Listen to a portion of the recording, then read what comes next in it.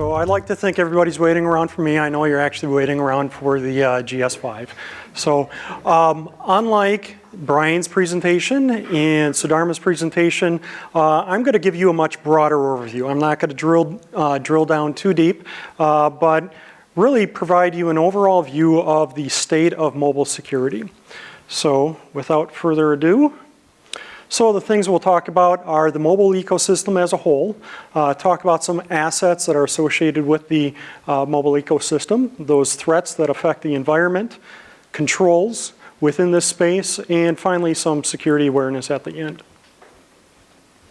Okay, so the mobile ecosystem is very complex. I want to give you guys a little bit of perspective on what the mobile ecosystem looks like.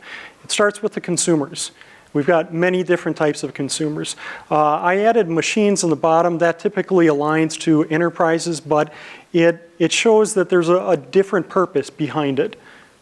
Well, those consumers align to a mobile network operator. You're familiar with these, T-Mobile, AT&T, Verizon, Sprint, and so on. Here's an example of some of the largest mobile operators within the US. What's important to understand here is that each of these mobile operators have different implementations, different services that they provide, different configurations for their technologies. And each of these unique environments and unique configurations add to the complexity of this environment. You've got device manufacturers. You're very familiar with these. All of you have one of these devices in your pocket. Is there anyone who doesn't have one of these devices? So pretty standard. These are some of the top 10 manufacturers within the US. And I would expect that the vast majority of you have an Android device.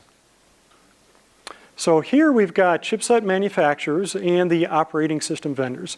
Apple, you've got Android from Google, you've got Windows, you've got BlackBerry, Nokia, and several others. Again, each of these add to the complexity of the mobile ecosystem. You got the application developers. We had a couple people earlier raise your hand saying that you're a developer. Well, in the past, the developers provided access to those applications directly to the consumer. With the mobile environment, one of the things that they've done is they've made these application marketplaces. So iTunes or Google Play environment or Amazon has their own marketplace as well. And then you've got value-added service providers. So this provides a broader view of what that mobile ecosystem looks like. Now what's interesting about this is each of these introduce opportunity and additional capability for you as the consumer, but each of these also introduce additional risk or the opportunity for risk. So now let's talk about the device. So the GS5, this is what you're all hoping to get, right? So it looks fairly simple. Well, let's break it down. So GS5, this is actually the device you're going to be getting today. So I hope next time you'll be able to bring it back in the fully configured position. So this is what GS5 looks like when it's broken down. Looks a little complex, but not all that much. There's some major components there. Now let's take it down a step further. Wow, this is what the circuit board looks like and all of the different circuits that are located on a GS5. You look through this list and there's probably names there that you guys have never heard of. So who's heard of SD Microelectronics or Maxim? Not the magazine, the circuit company. So not very common. We have a couple of people raising their hand. Thing is we're talking about 12 chipset manufacturers with this one device. Each one of those introduce opportunity for vulnerabilities to be discovered. The question is what are their development practices for each of those chipset manufacturers? Are they following good development practices? When a vulnerability is discovered, how do you, as the end user, get notified that there was a vulnerability in the GPS? So this is extremely complex. These devices today do so many different things, numerous radios, all of these different components. In fact, on this GS5, there's a heart biosensor.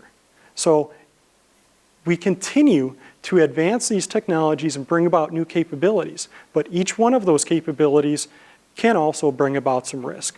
So let's talk about the asset. So we saw the phone and what the phone looks like. Well, what about what's on the inside of that phone? You got stored data content. You know, not only do you have contacts and pictures, you've got information that you may have received from your corporate environment on that device. Could be intellectual property, highly sensitive material. Or it could just be that game that you've been playing for weeks at a time and you've got a high score saved, and if that gets lost, you're out weeks of effort. So may not be all that significant compared to corporate intellectual property. You know, many different assets here, things like the UICC, or the, UICC card, so the SIM card. Each of these, again, bring about additional opportunity for risk. So mobile money. Long time ago, this was mobile money, right? So silver has been around for a long time. Well, nowadays, again, we got this device. This is acting as mobile money as in sorts. Now, let's do a comparison between these two. So the latest report showed that silver, 1 ounce of silver was about 18 bucks. So this GS5 that we're going to be giving away today is around 660 bucks. You add on taxes and you're over $700. It's only about 5 times the weight of that one piece of silver. That GS5 now is equal to about 35 ounces of silver. So when you see a mobile device sitting somewhere, you can imagine a nice pile of silver sitting there. No wonder why people are stealing these devices, not only for the value of the device itself, but the value for the content that could be located within it. So what are some of the threats involved in the mobile space? It's a scary world out there. So all kinds of doom and gloom. We'll get to some of the good stuff in a little bit, but there's a lot of threats. These are some examples of threats to the mobile device. Got some on the device, got some with the back-end communication between the device and the network, and then you got the back-end system. So the items that are listed on the top left-hand side, I believe there's about 10 or so, those actually come from OWASP. We got a whole bunch of others. Brian, I believe, covered some of the OWASP top 10. As a developer, you need to be focusing on all of these. As a security professional, you need to be thinking about them. Simple things like rooting or jailbreaking, you might not think are all that critical, but when you do that, you're subverting security controls that the carrier or the original equipment manufacturer, the OEM, has intentionally put in place so that that device remains secure, so that you have a good user experience. So rooting a device, it's a great way to get additional functionality. I was talking to an individual on my team, Yusuf, who had just recently rooted a GS4 for good reason. He wanted to do some packet captures associated with it. So there's capabilities that can come along with this, but if you're not familiar with the risk that you're moving into when you do those kind of things, you may be in for some long nights or painful experience with some loss. So denial of service attacks against the device. We've seen a great deal of denial of service attacks against the infrastructure, right? We've seen organizations like eBay and media sites and financial institutions get hit really hard by denial of service. Well, what about that mobile device? You guys are all highly dependent upon these devices, right? I'm surprised nobody has their phone out right now and are actually looking at something at this point. If you lose your mobile device for 5 minutes, for 2 minutes, for 30 seconds when you really need it, that's a critical impact, right? Denial of service to not only the device, to the network, to that communication channel is critical. As a carrier, we have to think about things like 911. Most of you are focused on, okay, I've got some sensitive contact or content, I need to make a phone call, let my wife know that I'm going to be home late. Well, what if it's an emergency call that you need to make? So denial of service is not just impactful to an individual, not only impactful to an organization, but it could be life-threatening. So these are some of the threats that we think about as a carrier, someone in the mobile ecosystem. You've got threats associated with communication. So is that communication secure? Can someone stand up a rogue access point and basically present themselves as a man in the middle and gain access to that communication. So who's familiar with GSM? So most everyone, I would expect. So GSM is somewhat of a legacy communication architecture protocol that has been used throughout the world globally. Unfortunately, with GSM, it does not do mutual authentication between the device and the network. And because of that, it allows fairly easy opportunity for someone to stand up, act as a man in the middle, or monkey in the middle, and in turn, observe that communication. Even if that communication is encrypted between the device and the network, that monkey in the middle can in turn degrade or reduce the authentication, or I'm sorry, the encryption requirements for that communication. So some of you may have heard of A53 or A51, the suite of encryption protocols used for communication. Well, an attacker at this point can actually reduce it so that there's no encryption required whatsoever. So there's a lot of threats not only associated with the device, but that communication channel. What happens when that device goes off network? It's not using that carrier network. It's using Wi-Fi. So as a carrier, we lose some of the capabilities that we have to protect that communication. And then, of course, there's always threats against the back end. Not just NSA, but there's other guys out there who want to gain access to our environment and the information that we may actually have within T-Mobile. So somewhat of a visual depiction of some threats that I talked about.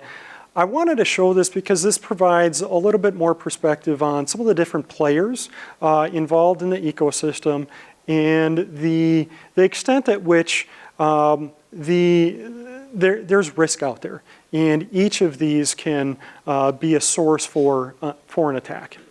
Okay, so do a quick survey. So raise your hand if you've lost your phone and were not able to recover it. So 1, 2, 3, 4, 5, 6, 7, 8. Okay? Lost your phone and actually recovered it. So I've lost my phone in my car, in the couch, all over the place in the past. So I've been able to recover it several times. Lost your phone, actually had your phone stolen and were able to recover it. I'm sorry, not able to recover it. So we got 2. Okay, 2. This is a very scientific survey, you can tell. So who's had their phone stolen and actually were able to recover it? Okay, so 2, again, okay. So the reason why I asked this is because there's an awful lot of talk about kill switch, or what we refer to in the mobile industry as device lock, and what we can do to minimize the risk to lost or stolen devices. A company called Lookout, who's familiar with Lookout? Okay, so T-Mobile includes Lookout for all of our Android devices. It is a mobile endpoint management or endpoint security solution. They've stated that 1 out of 10 smartphone users are victims of mobile theft, of phone theft. So we had 4 individuals total, which actually pretty much equates out to about 10%. So that's pretty spot on, I guess, at least for having phones stolen. A lot more people lose their phone, especially me. So Consumer Reports has recently stated that as of last year, 3.1 million devices were stolen within the US. So, you know, that's a pretty big issue. These phones, as we've seen, are very expensive. They've got highly valuable content on there. It could impact an individual, a corporation. So what can we do about that? Well, preventing phone theft first starts with you as the individual, as the consumer. One of the first things that you can do is, if you're using an iPhone or an Android device, is you can leverage the capabilities that they have built into those devices. So iPhone, there's the Find My iPhone application where it works very similarly to Android Device Manager. You just log in with your credentials. I believe it's your iCloud credentials, or for Android, it's your Google account that you have associated with your device. And there's all kinds of great things that you can do. You can have your phone scream really loud in case you lost it in the couch or in your car or somewhere, so you can actually find it. You can set your phone to lock. You can actually wipe your device if you don't believe you're going to be able to recover it at all. If you left it in the back of the taxi or at Starbucks as you started pulling away and you don't believe you'll be able to get it again. What's interesting when it comes to mobile phone theft is there's some additional over-the-top applications. Like Lookout has a mobile device management type capability where, in addition to these things, they can do things like actually taking a picture of the person who's trying to unlock the device and having it sent back to Lookout so you can see that person who just stole your phone and see if there's someone you know, or you can hand that information over to the police. So pretty interesting where we've come as an industry for this. So if trying to recover it on your own isn't helpful, if it hasn't worked, you'd like to go a step further, you can actually call up your carrier and ask to be included in their equipment identity register. Basically what this is a database of IMEIs. These are equipment identifiers that are associated with lost or stolen devices. And the carriers, many carriers, subscribe to these databases. This information is shared globally. Not all carriers subscribe to this. We'd like to see more join in on it. But this is a way to ensure that a device that is stolen in the US and is taken overseas or used elsewhere in the US is not actually allowed onto that network. So it's a great way to help reduce the desire to steal a device. So, I mentioned earlier Oleg Pliss. Who's heard of Oleg Pliss before I mentioned it earlier today? Okay, a couple of folks. So this is actually really new. I believe it was May 27th, the first reports about this came out. And there were reports that came out of Australia and New Zealand initially, and then a little bit in Europe and a little bit in the US, basically saying that users were being woken up at like 2 or 4 in the morning, their phone was screaming at them, and they got this message on their device saying, your phone's been hacked by Oleg Pliss. Who knows who Oleg Pliss is? I guess there's some guy at Oracle named Oleg Pliss, but he swears it's not him. There's a whole bunch of other folks named Oleg Pliss, but don't really know who this person is. Well, this person, basically what they did is they took control of their iCloud account, and that same tool that I showed you, how you can go in there and lock your device, well, they use that to send a message to your device saying, I now have control and I want you to send me some money. So great form of ransom, right? So if you want to get access to your device again, you send this money. If you don't, I'm going to wipe your device. So $100 versus all the time and effort that you put into that game, right? Or your contacts or whatever. I can imagine future forms of this ransomware will be, okay, I'm going to take all the contacts that you have and all the pictures you have on your phone. I'm going to send them out to all your contacts. Or your SMS messages. Imagine if you're Tiger Woods. I'd be quaking in my boots right now, right? So what's interesting is Apple said iCloud wasn't hacked. It was most likely individuals had used the same password on other websites. That website got compromised. They used those same credentials for iTunes. So a very common theme. We've seen it numerous times. So the moral of the story is use unique passwords for each site you go to and make sure those passwords are relatively strong. Latest news here, as of last week, Russia Ministry of Internal Affairs came out and said that they've detained 2 individuals who have confessed to this crime supposedly, and we probably won't see them ever again. All right, Who's heard of T, or the trusted execution environment? Okay, great. So you guys are experts, and I won't, I'll defer everything to you here.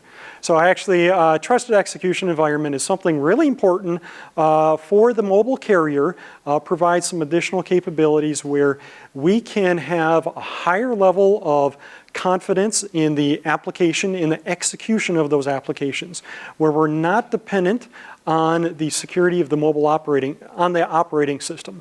So for example, Android. So this leverages a separate environment. We call it the secure world to actually execute these applications. So some use cases here is to protect the phone. So one of the things we might see in the future is instead of having to rely on that iTunes account or your Android device manager or the equipment identity register, maybe that device itself has something burnt in that says, I'm going to call out to this carrier or to this OEM or to someone and say, am I on a database? Am I on a lost or stolen database? If I am, completely shut down. Don't make myself available for any purpose whatsoever. It might be secure boot. Who's heard of secure boot? Okay, so another capability to help protect the device. This way, where you've got folks who are using ROMs, I'm trying to think of the right term, cyanogen, and there's numerous other ways of installing your own operating system on the device. This will help to ensure that you have a stable and secure operating system that was intended by the OEM or the carrier. There's a number of other use cases here, protecting content, things related to financial services. So high-level architecture here, you got the normal world. This is what you're familiar with. This is the operating environment you use with the Android operating system. And then you've got a secure world where there are applications that are actually embedded on the device that operate in a trusted state. So that's the level, the depth that I'm going to go into for this. If there is more interest in the T, I suggest maybe for a future meetup we have an in-depth discussion here. So counterfeit devices. Who knows what these are? Anybody want to call out? You might get a GS5. I'm just kidding. So this is a battery. If you were to receive that bottom one in it and it actually say fake on there, you'd probably think it's a normal battery that came from Nokia. Well, the interesting thing is here is this guy. Anybody know who this is? Charlie Miller, one of the smartest guys in mobile security. This guy has competed and won almost all of the pwn-to-own contests, extremely intelligent guy. He came out with a report a couple of years ago showing that you could bypass, you could leverage the power management capabilities within a battery to actually communicate with the operating system and inject malicious content. So pretty smart. Well, not only that, but you might have poor performance problems with these. So this is an example of a counterfeit device. You've got other counterfeit devices like the actual phones. The one on the right is the counterfeit. Fairly easy to tell in this case, but what about my favorite, the BlackBerry? So this isn't a BlackBerry, this is a knockoff called the BlackBerry. And of course, you've got to have President Obama actually being a sponsor. He's got his US lapel pin, a bunch of Chinese characters on there, being the sponsor of this device. So counterfeit devices can introduce a great deal of risk into the environment. So malware. Is malware a big problem for us? Everybody's heard about the problems with malware with Android.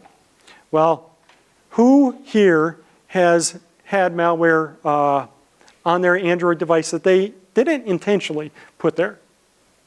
On their Android device. Wow. So these 650,000, I know you have. So we got one individual who said he has, but it's those sites you're going to, Brian. Yeah. So yeah, we may not know, but you hear about a lot of doom and gloom associated with malware. Well, so what do you think the malware rate is in the US? What about Russia?